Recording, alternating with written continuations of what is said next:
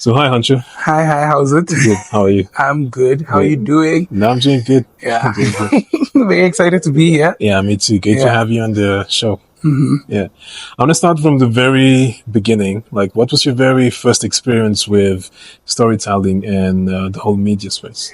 Well, funny story. I actually started a long time ago. I'm one of those children that you guys have probably seen on TV, either with those different shows that used to be on NBC. Maybe I Am the Key, Frenzy Special, Justine's. At some time I also did the Kiddies Bulletin. But you may remember me from mainly Synergi Childline Radio. It was a child radio program that I did ever since I was in grade 5. And I did it all the way from grade 5 until 18. So that's what actually introduced me to the media space. It was like the door, or rather the key that opened the door to everything. From radio, I started doing television. And television was... I don't think it was really my thing at the time. I didn't like it as much as radio because I feel like radio, you allow people to kind of create that image. You're a true storyteller because there's no face to the program, but every time you hear that sound, you're able to give identity to it. So my true introduction came from Synergi Childline Radio. And from there on out, I think I just went everywhere. Yeah. Okay. Can you tell us a little bit about that first, you'd say Synergi Child Radio? Synergi Childline Radio, yeah. What made you as a kid choose to go into something like that? Well, it was an aunt of mine that had told my mom that there are auditions. And because I was a very outspoken child, I was very... What's the word? In Afrikaans, they say orig. That child that just wants to do everything. Nosy, yeah. I just wanted to do everything. I was doing a little bit too much. So, they told me to go and audition. So then I went to audition. I didn't even know it was like for radio or anything. My mom just said, dress up, we're going to Lifeline Childline. You guys are going to audition. I really didn't know what audition meant at that stage in my life. So then I remember they told us to read this thing in a booth, which is just the studio. And I didn't even know that the studio, like the people outside could hear me. So I was saying a lot of nonsense inside there. It was so funny. So I think it was mainly because of my mom and aunt that I went to this audition. And after doing it the first time, I was like, okay, this is actually cool. I'd love to do it again. I got a call back, but when I started off, I wasn't directly on radio. I had to listen to the program. It was called the Listeners Club. I had to listen to the program and help improve it. So what are those new things that you want to introduce? What do you think will make the show better? What are children listening to nowadays? That's how I started off.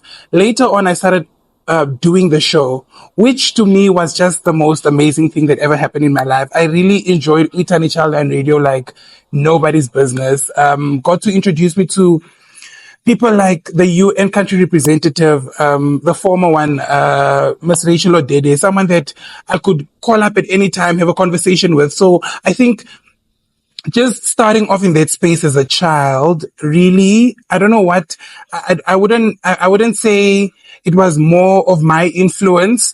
Me choosing to continue was because of the influence that my parents had on me at the time and said, go and do this, try it out. And, the number one thing was, as much as you're doing this, you're still going to school. So you need to remember that your grades must be 100% on this side while still doing this thing. So I think that's what motivated me to keep continuing this journey in the media space. Yeah. Interesting. The fun thing is, always, whenever speaking to people, it's like, when they say how they chose their career, it's always someone like a parent or something. It's always someone that just helps you realize that. Because I think if you spoke to me a long time ago, I would have never seen myself in the media space.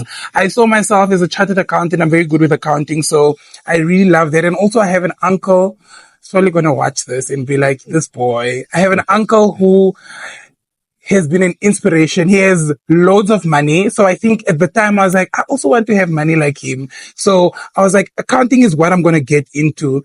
At a later stage, I was like, okay, I love this, but it doesn't fuel me up that much. So then I almost got into the space of becoming a lawyer because I'm a very good debater. I used to debate at high school. And eventually I was like, why don't I just get into this thing that I'm already doing. Let me just study it. Let's see how far it takes me. Yeah. Wow. Interesting. And also, like, have you ever noticed that whenever they notice the passion that you have, your parents, right? And then they showed you that this is something that sort of matches what you do. Yes. Yeah. But now, is it like, because now it's like, it's a little bit curated, because you can't just express yourself in like radio. It's like there's a script. Do you feel like, do you still find that interesting, or how do you merge your interest with what's given to you? Like the guidelines, like you can't go past this thing, you stay in that's actually, it's a very good question. I think to a certain extent your passion can be curated when it comes to the media space. But if you know what you came in for, if you know how to go about something, like for example, if I'm to do a radio show, there's obviously a script. This is how it's supposed to sound. This is how we would ideally want you to do it. But what makes it better is when you put your original flair, originality to it. So that's what actually brings people back to listen to the same radio program. For example, the Breakfast Express with NBC Radio. We know Maps and Supi. So every morning, just that laughter, that environment that they've built for us already. As much as they're given a script to follow, with those off-script moments is what makes the show unique. So I think because of that, I don't think it's very much curated, but for certain things, it has to be curated because, I mean, for example, if you're doing a news bulletin, it just has to be straight news. You can't now, you just have to do it the way it is done. But for certain things, I think in the media space, it's your table, you add your creativity to it. And I think that's what gives so many people longevity within the industry. But if you come in and you kind of become that, everything everybody expects, it's very easy for you to die out so soon. Yeah. So content is actually a very big part of everything everybody does. It doesn't matter what industry you're in. It's like content is the one thing that sort of remains, the same with no matter what industry you're in. What was the surprising lessons you've learned about content when you first started? One, you need to record press the recording button. Sorry, but it's just an example. The amount of interviews I've done without forgetting to press record, or ensuring. You see, that's why I was this mic's on because it's so programmed in my mind. But content is very important within everything that you do. But I don't even know how to. I don't want to phrase this in the wrong way. I think also to a certain extent, it depends on what you're doing, what you're presenting, that content, what's the word I'm looking for? Yeah, because the reason why I asked it is, for example, like right now, I mean, before you've been into places like Childline, Lifeline, NBC and everything. So you have an idea of how everything works. So if you were going to sort of like, do your own thing, how do you choose which content people like? And, how do you curate content? Because you could be interesting in giving your points across, but how do you know what the content you're making is people are interested in? People are interested in. I think this is the worst phrase to use, but if you know, you know. Okay. I think one thing that I used to do at Synergi Childline Radio, I used to do the main link, the main show link, and I also used to do a segment called Travel Corner, where I take you all around the world and I give you fun facts around the world. So when everybody would meet me, they would ask about the Travel Corner. I was not very interested into traveling, but that's something that I probably got into because of the show. And later on, I realized when you go outside of the show, people want to know more about travel through you. So I think the audience that you've created during the time that you've worked for NBC, for MTV, for all of those different programs, when you come out, that audience that comes with you already know what exactly they are looking for from you. And I think you will know what to produce for them. Unless you want to get into a different field. For example, maybe you're into cars, but you never presented about cars when you had that audience. Now that you have this audience, you want to now take them into this world. So it's always just something that can be relatable to the audience that you have to present to. I worked for a brand called MyZone, or still work for that brand called MyZone. It's a youth brand.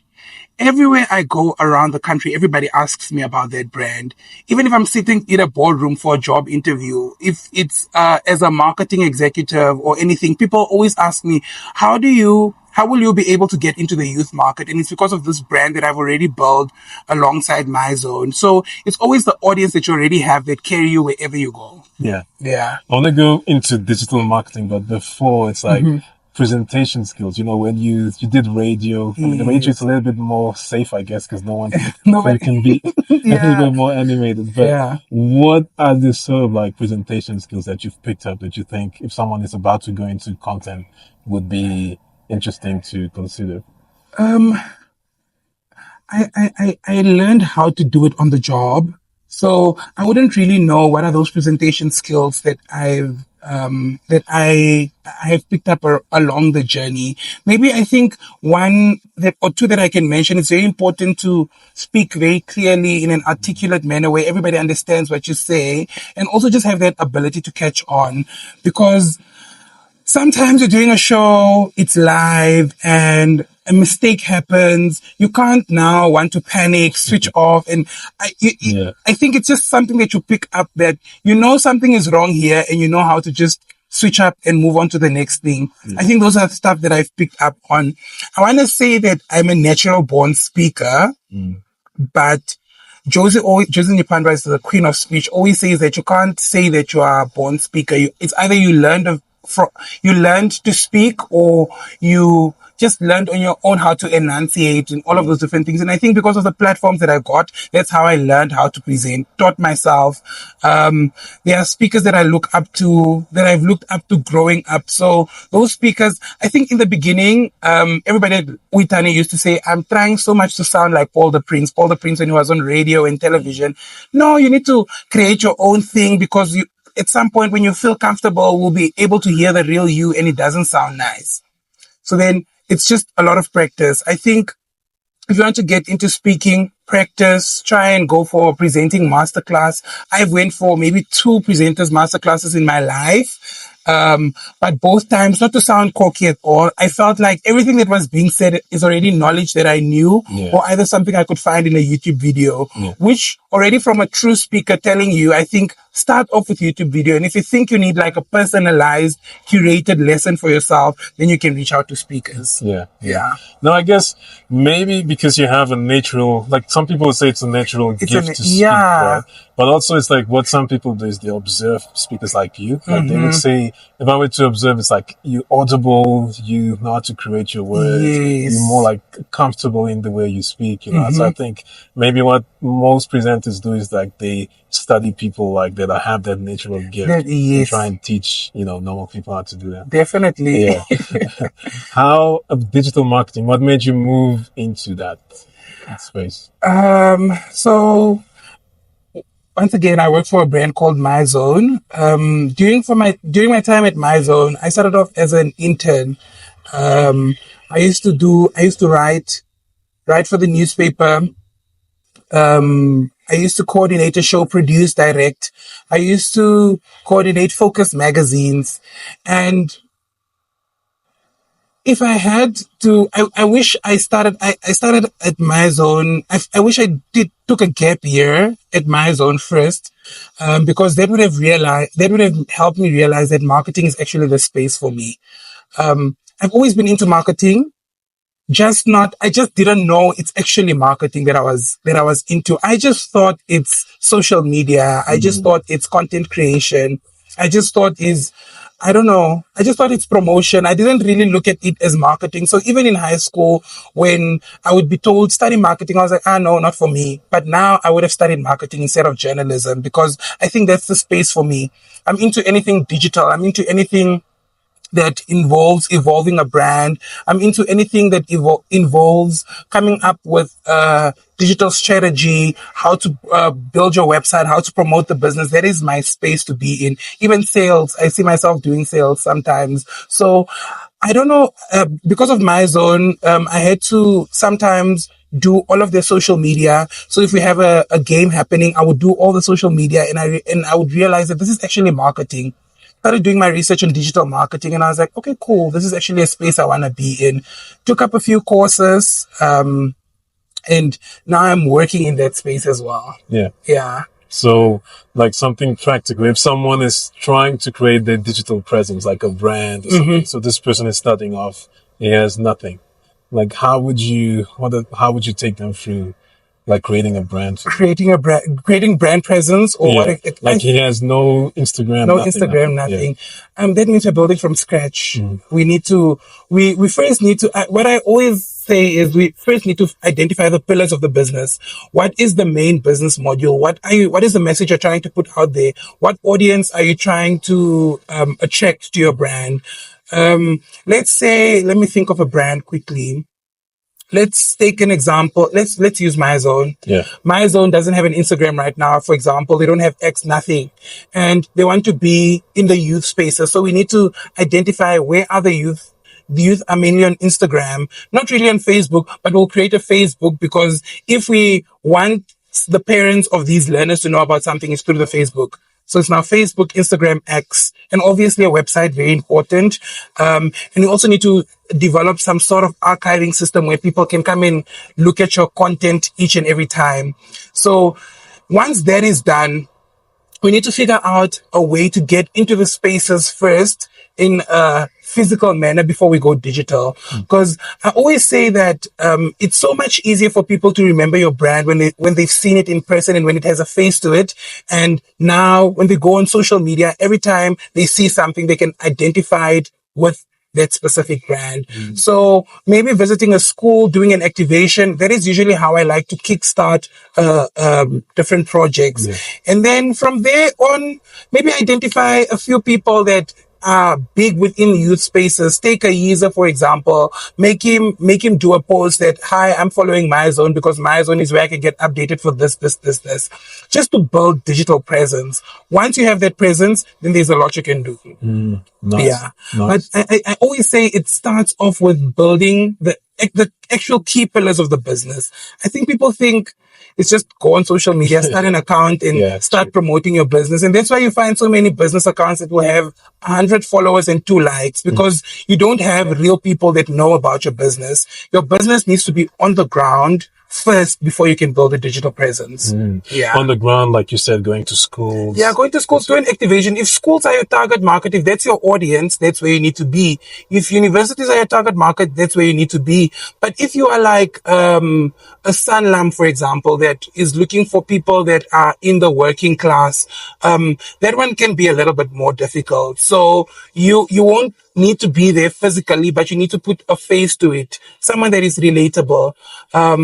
A parent that can talk about your policies and post it on their social media and be in the Facebook space of things, and also just attend events where actual parents are. That way, it starts with word of mouth, and then your digital presence starts to grow. Nice. Do you think there's some industries that are just boring? Like you can't curate a story to attract people, or could you convert any story and make it interesting? The truth is there are a lot of boring industries. But as a digital marketing individual, you understand that sometimes, as boring as the industry is, you need to sell it. You need to make it interesting for the people. I'm trying to think of let me think of a Bank Windhoek. Bank Windhoek is the biggest campaign that happened now. Is it possible to love a bank? Bank Windhoek doesn't even need to market itself like that. But the way they did this, is it possible to love a bank campaign? Even to hear how the creative director spoke about it during the Indaba, you could tell that a lot of thought went into this. And it was a little bit of a last minute campaign for them, but the reason why it went so far is because it was relatable. So that word relatability, in every industry, there's something that is relatable to an individual, whether they're interested in the industry or not. So once you find that relatable something, you can always push that narrative and see how far can I get so people can know about the services that I offer.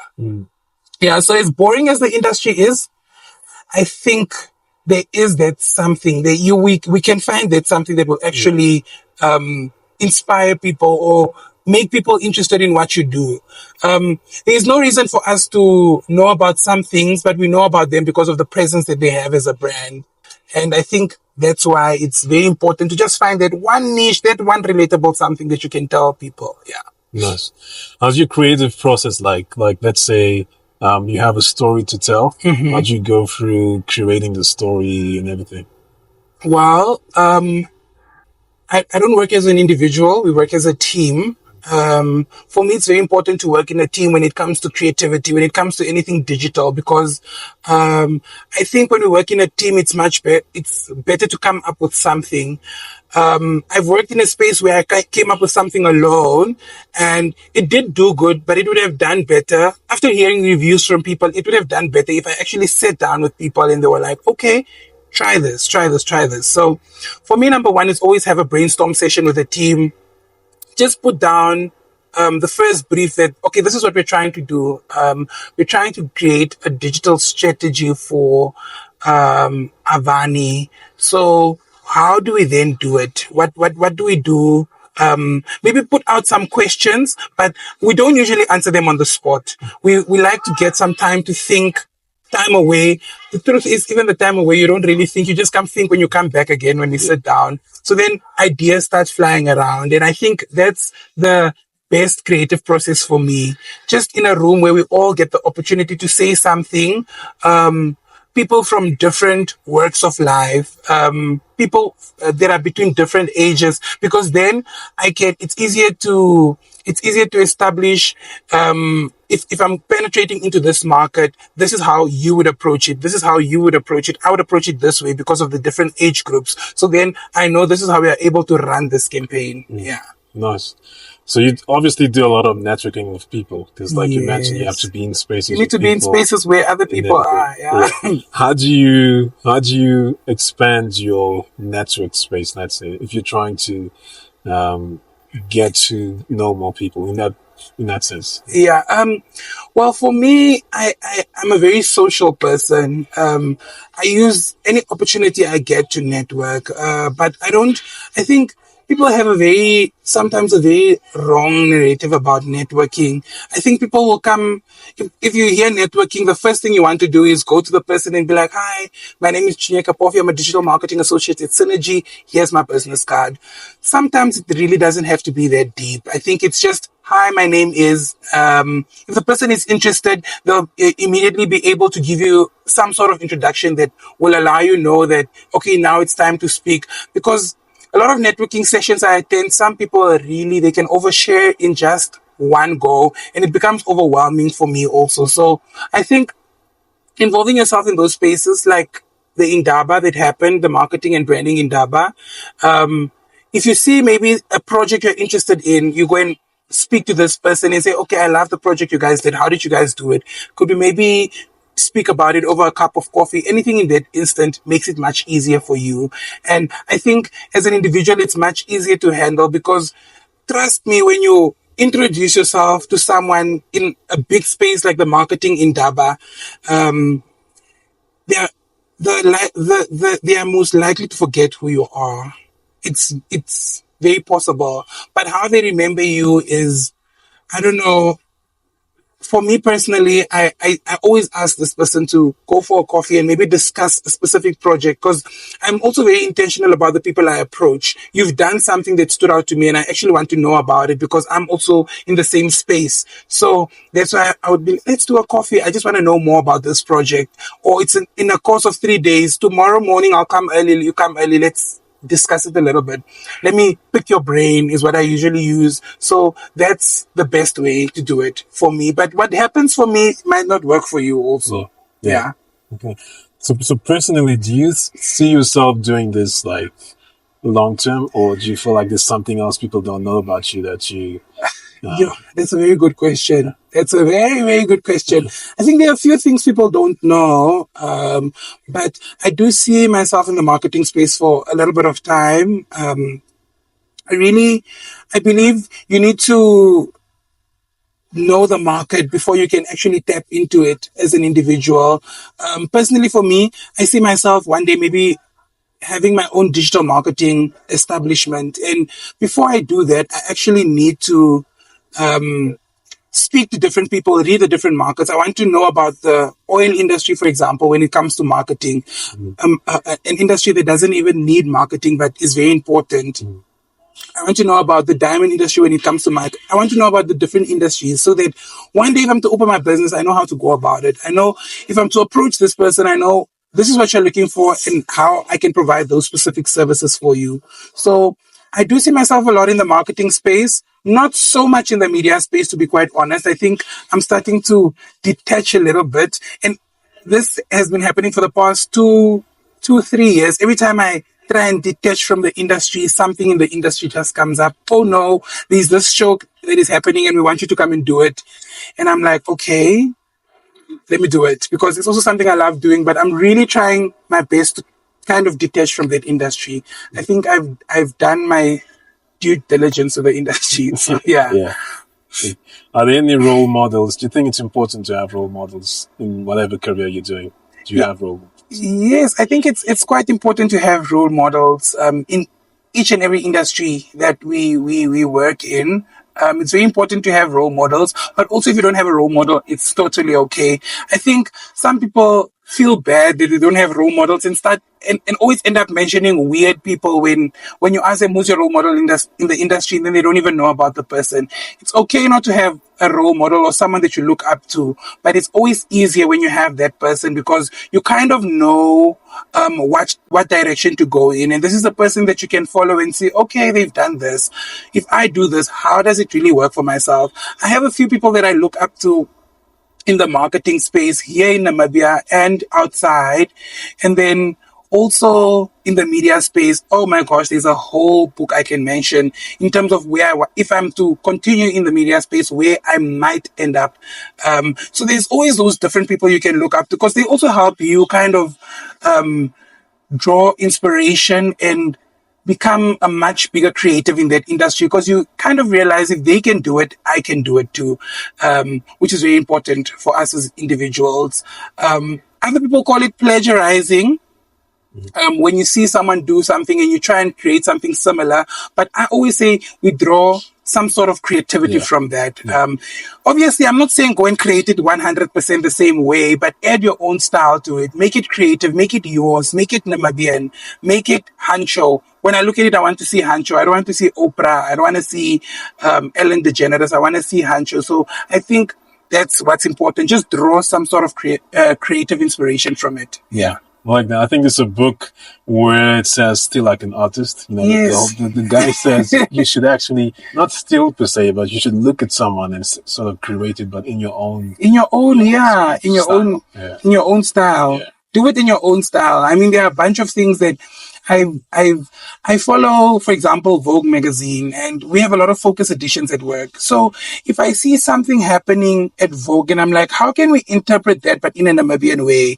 And then I run with it. I do it and it works.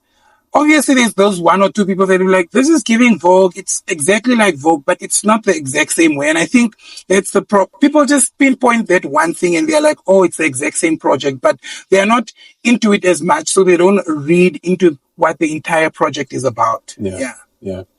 Right. I want to get to a little bit personal because I've noticed that what makes people interesting is some of the stuff people don't know about. Yes. Because for the most part, it's like whenever you meet someone, it's like what you do. And I think we base people on the stuff they do, like the career, the work they do. And that's what we sort of like paint a picture of the person with what they do. Yes. Yeah. But what are some other areas that, it's not what you do, but it's who you are as a whole? I'm a very big dancer, one. I absolutely love to dance. So but I think it's not something that is very new to people. People get to see it. Some of them are just surprised that it's actually happening. But I really love to dance. I don't know what else I love to do outside what I've already shared. But okay, apart from dancing, I really like a lot of time to myself. I take a lot of breaks. And people people always are like, as an extrovert, you're not even supposed to be taking some sort of break. You're supposed to be moving 100%. But I'm someone that really believes in taking a break from a lot of things. So most of the time, so catch me taking a break. I mean, I just returned to social media recently. I think it was the week of the Indaba that I returned to social media after a 1 month long break. Supposed to be longer, but as a digital marketing person, you need to be online somewhere. They say that if you're not online, you don't exist. So Yeah, I had to come back and yeah, I take a lot of breaks. I don't know what else I've probably not shared already. Yeah. But yeah, that's it in a nutshell, perhaps. Nice. Nice. I always end with asking people what you would tell your younger self, like advice, because I've noticed that even the books and everything that we read, it's just people they've messed up in the past or sort of learned, Learn from a lesson from. But then they are able to tell us what not to do, what to do. If you were to sort of like advise your younger self, what would you say? I would probably say you're doing amazing.